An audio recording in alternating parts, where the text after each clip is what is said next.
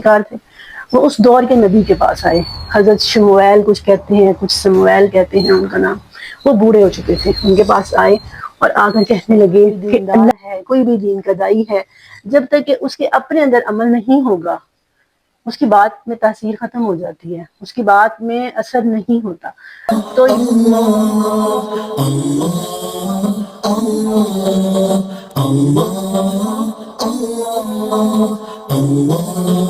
أعوذ بالله من الشيطان الرجيم بسم الله الرحمن السلام علیکم ورحمۃ اللہ وبرکاتہ۔ سورۃ البقرہ اپنے اختتام کے مراحل کی طرف گامزن ہے۔ دوسرا سپارہ ہمارا مکمل ہونے والا ہے، آخری پیج آج ہم پڑھیں گے اور اس کے بعد پھر کچھ آیات ہی ہماری باقی رہ جائیں گی۔ مارننگ وتھ قرآن کا یہ جو سیگمنٹ ہے 1 verse 1 day، روز کی ایک آیت سمجھنے کا جو سلسلہ ہم نے شروع کیا ہے، الحمدللہ اس میں ہم سورۃ البقرہ کی 245 آیات پڑھ چکے ہیں اور آج ہم پڑھیں گے آیت نمبر 246 آج ہم پڑھیں گے۔ اور اللہ تعالیٰ سے یہ دعا ہے کہ قرآن کی ہر آیت ہمارے ایمان میں اضافے کا باعث بنے۔ ایک آیت ہی اگر ہمیں صحیح طرح سمجھ آ جائے اور اس کو سمجھ کر ہم اس کو اپنی پریکٹیکل لائف میں امپلیمنٹ کر لیتے ہیں تو اس سے ہی ہماری زندگی میں کافی زیادہ تبدیلی آ جاتی ہے، لائف چینج ہو سکتی ہے انسان کی ایک آیت سے۔ قرآن وہ کتاب ہے جس نے اتنی بڑی تعداد میں لوگوں کی لائف کو چینج کیا ہے، لوگوں کی زندگیوں میں انقلاب برپا کیا ہے کہ دنیا میں کوئی اور کتاب ایسی نہیں ہے جس نے کہ انسانی زندگی پر اتنا بڑا کام کیا ہو۔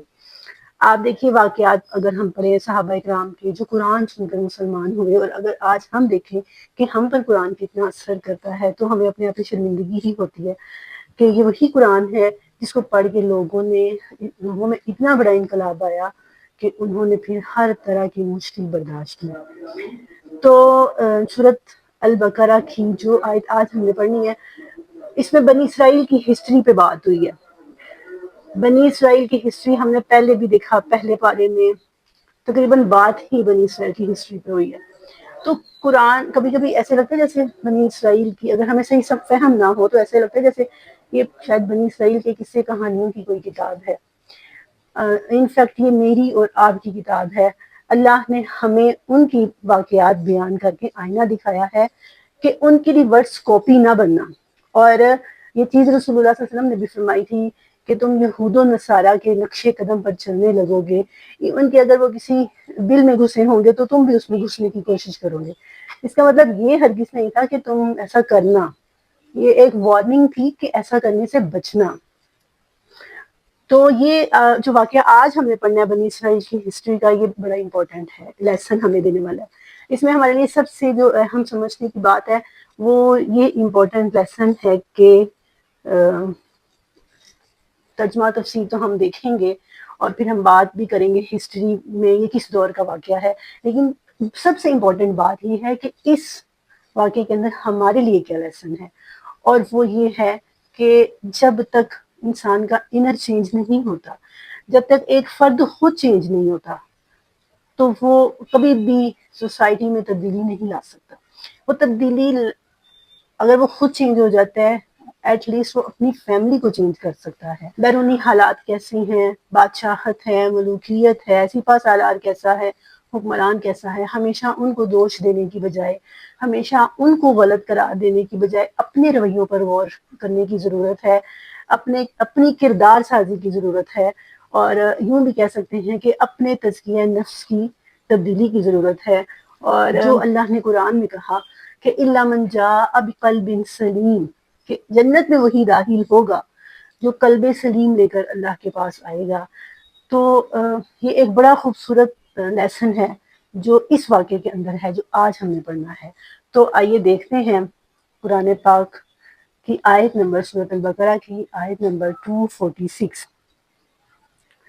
الم تر الی الملأ من بنی اسرائیل من بعد موسیٰ اذ قالوا لنبی لهم ابعث لنا ملکا نقاتل فی سبیل اللہ قال هل عصیتم ان کتب علیکم القتال الا تقاتلوا قالوا وما لنا الا نقاتل اللہ نقاتل فی سبیل اللہ وقد اخرجنا من دیارنا وابنائنا فلما كتب عليهم القتال تولوا الا قليلا منهم واللہ علیم بالظالمین۔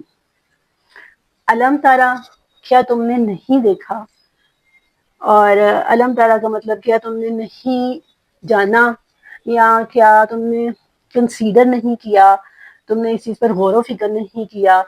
تھنک اباؤٹ دیم پیچھے بھی ہم نے پڑھا تھا، اور لرن اباؤٹ دیم وہی میننگ یہاں پر بھی ہوں گے۔ الملائی، ملا کا مطلب ہوتا ہے سرداروں کی طرف۔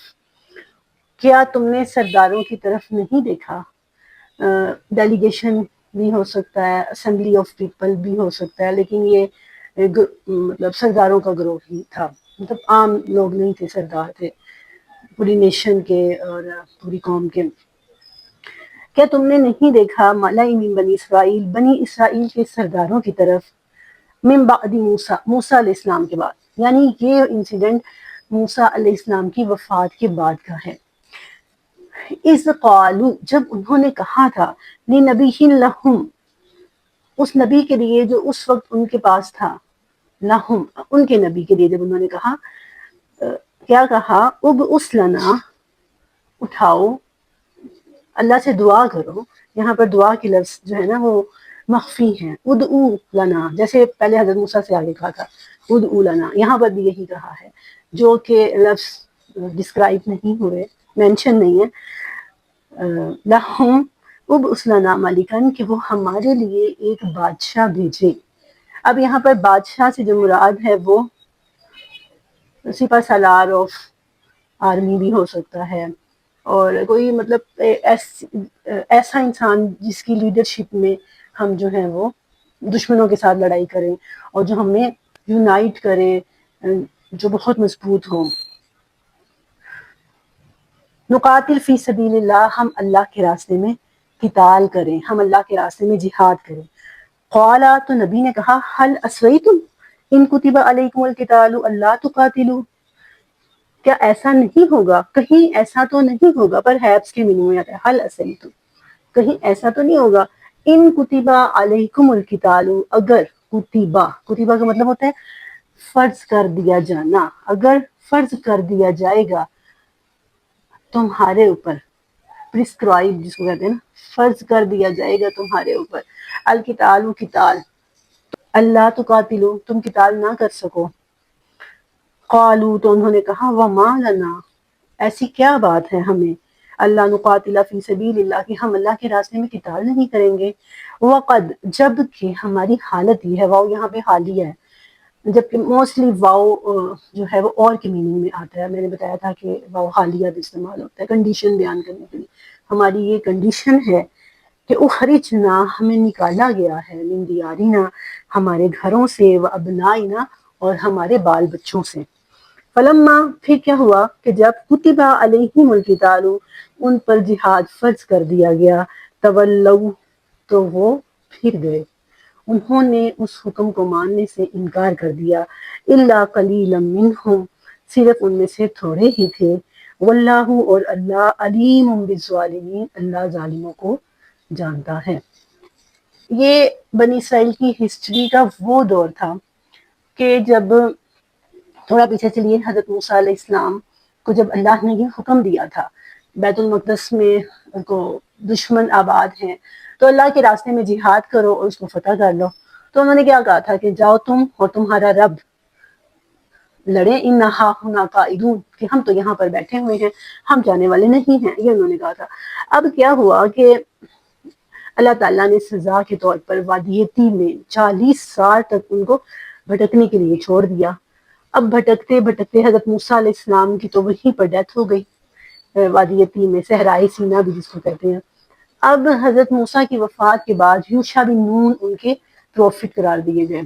اب ایک جنریشن ختم ہو چکی تھی، اب نیکسٹ جنریشن جو آئی نا، وہ اس طرح وادی کے اندر بھٹکتے رہنے کی وجہ سے کافی سٹرونگ تھی، ایمان کے لحاظ سے بھی اور جسمانی لحاظ سے بھی، دے ور سٹرونگ۔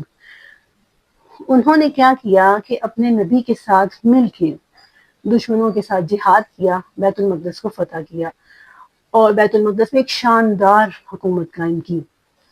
اور اپنی جو پوری قوم تھی بنی اسرائیل کی بہت بڑی تعداد میں حضرت موسیٰ ان کو لے کے آئے تھے، اور اب بھی بڑی تعداد تھی. انہوں نے وہ جو شروع میں 12 قبیلے تھے نا، جو حضرت موسیٰ نے لاٹھی ماری ایک پتھر پر تو اس میں سے پانی نکل آیا اور 12 چشمے بن گئے، یہ واقعہ بھی ہم نے پڑھا. انہوں نے 12 قبیلوں کو حکمرانی دے دی. اب جب ان 12 قبیلوں کو حکمرانی ملی نا تو یہ پھر آپس میں لڑتے رہتے تھے، اور جب بھی مسلمان آپس میں لڑتے ہیں تو کفار اس چیز کا فائدہ اٹھاتے ہیں. پڑوس میں ہی بنو عمالقہ نامی بڑی مضبوط قوم تھی، کچھ کہتے ہیں سائرس بھی اسی میں تھا. تو بہرحال ان لوگوں نے اتنا ظلم و ستم کیا جس طور کا یہ واقعہ کہ انہوں نے ایک بڑی تعداد میں ان کو ان کے گھروں سے نکالا، ان کی عورتوں کو قیدی بنایا، اور تقریباً سارے بچے انہوں نے قیدی بنا لیے. یہاں تک کہا جاتا ہے کہ صرف ایک عورت بچی تھی جو کہ حاملہ تھی، اور اس کی گود سے ایک بچہ پیدا ہوا جس کو بیت المقدس کے حوالے کر دیا، اور وہ بچہ بھی نبی بنا. اب وہ کون سے نبی ہیں وہ کوئی اتنی ڈیٹیل موجود نہیں ہے. اور اللہ کے رسول نے فرمایا ہے کہ ہر دور میں بنی اسرائیل کے اندر اللہ کا کوئی نہ کوئی رسول موجود رہا ہے.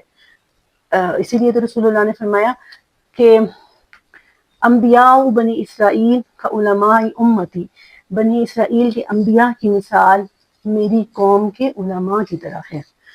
جیسے امت محمدیہ کے علماء ہیں، علماء دین کی خدمت کا کام کرتے ہیں، ایسے بنی اسرائیل میں ہر وقت نبی موجود رہتے تھے.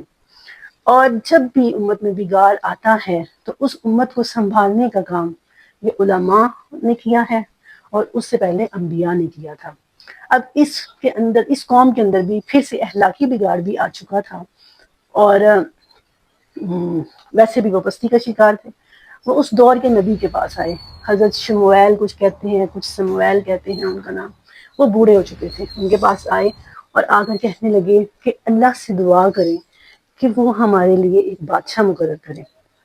بادشاہ سے مراد ایک اسٹرانگ لیڈر بھی ہو سکتا ہے جس کی قیادت میں وہ جہاد کریں گے. تو ایسا ہی ہوا، انہوں نے دعا مانگی اللہ تعالیٰ سے. جو پروفٹ تھے حضرت سمویل، انہوں نے دعا کی، لیکن دعا کرنے سے پہلے انہوں نے پوچھا کہ ابھی تو فرض نہیں ہے جہاد، لیکن اگر فرض ہو گیا اور تم نے نہ کیا تو پھر کیا ہوگا؟ تو وہ کہنے لگے کہ کیوں نہیں ہم کریں گے، جبکہ ہمیں ہمارے گھروں سے نکال دیا گیا ہے، ہم پر اتنا ظلم و ستم ہوا ہے، تو کیا ابھی بھی ہم اللہ کے راستے میں جہاد نہیں کریں گے؟ اب یہاں پہ نیت کا کھوٹ دیکھیں، اصل میں یہ اللہ کے راستے میں جہاد نہیں تھا، یہ تو اپنی زمینوں کے حصول کے لیے تھا، اپنے بچوں کے حصول کے لیے تھا. یہ نیت کا کھوٹ تھا. اسی چیز کو پہ ہم نے بات کرنی ہے کہ جب ہماری اپنی اصلاح جب تک نہیں ہوتی، جب تک ہم اپنی نیت خالص اللہ کے لیے نہیں کر لیتے، تو پھر نبی آ جائے، سالار آ جائے، کوئی بھی آ جائے، وہ ہماری اصلاح نہیں کر سکتا. جب تک انفرادی طور پر ایک فرد اپنے کریکٹر کو بہتر کرنے پر، اپنی کریکٹر سازی پر کام نہیں کرتا، تب تک جہاد کا حکم آنے سے یا لیڈر آنے سے کچھ نہیں ہوتا. ان کے اپنے دلوں میں کھوٹ تھی. نبی نے اسی لیے پوچھا کہیں ایسا تو نہیں ہوگا کہ تم انکار کر دو گے؟ تو انہوں نے کہا کہ نہیں، کیوں کریں گے، ہم پہ تو اتنا ظلم و ستم ہوا ہے. لیکن ہوا پھر وہی، کیا ہوا کہ جیسے ہی اللہ نے حکم دیا تو انہوں نے انکار کر دیا.